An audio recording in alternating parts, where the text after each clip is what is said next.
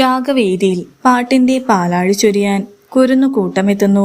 പാട്ട് ഞാൻ ഇന്ന് പാടാൻ പോകുന്ന നയൻതാരനും മോഹൻലാലും നയൻതാരനോ? അങ്ങനെ ഞാൻ ആദ്യമായിട്ടാ കേൾക്കണേ.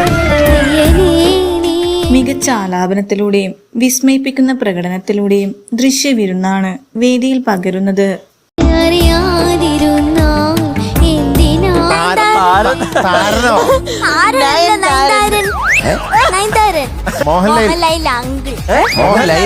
യഥാർത്ഥ ഗാനത്തിന്റെ തനിമ ഒട്ടും ചോരാതെയാണ് താരങ്ങൾ ആലപിക്കുന്നത്.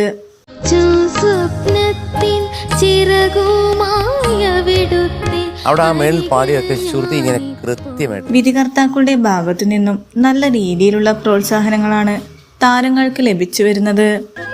സുഖമാണോ? ഏത് പാട്ടാ പാടുന്നേ?